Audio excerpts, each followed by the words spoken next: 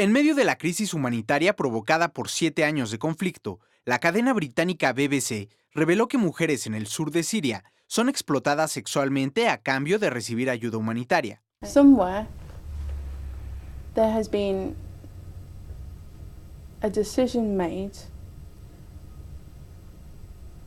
that it is okay for women's bodies to continue to be used, abused, violated in order for aid to be delivered to a larger group of people. La ayuda en estas zonas no puede ser entregada directamente a los civiles, por lo que líderes locales la reciben y se encargan de repartirla.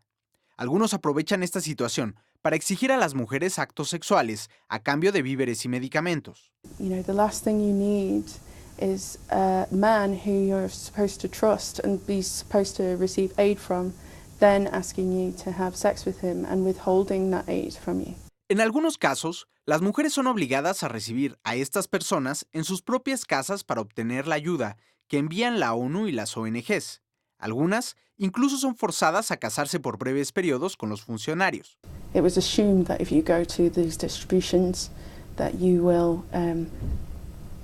have performed some kind of sexual act in return for aid. Naciones Unidas cuenta con reportes sobre este problema en Siria, al menos desde 2015, y se le acusa de no darle la importancia debida. The UN and the system as it currently stands have chosen for women's bodies to be sacrificed. El vocero de la Agencia de Refugiados de ONU, la ACNUR, aseguró que las denuncias eran infundadas o incompletas, pero aún así han establecido mecanismos para monitorear la situación, entrevistando aleatoriamente a las personas que reciben la ayuda y facilitando el proceso para reportar estos casos. But the mere suggestion that the UN can somehow control the situation in a war zone and the implied conclusion that we can somehow turn this on and off is rather simplistic.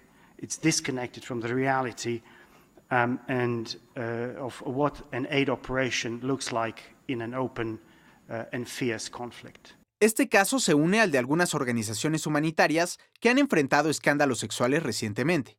A mediados de febrero, Oxfam pidió disculpas al gobierno de Haití por la implicación de sus trabajadores en casos de explotación sexual tras el catastrófico terremoto de 2010. Naciones Unidas determinó en 2015 que personal de los cascos azules intercambió ayuda humanitaria por sexo con más de 225 mujeres en Haití entre 2008 y 2014. El 24 de febrero, el Comité Internacional de la Cruz Roja informó que dejarían de colaborar con 23 miembros que pagaron por servicios sexuales desde 2015 en distintas operaciones humanitarias. Juan José Parcero, Noticieros Televisa.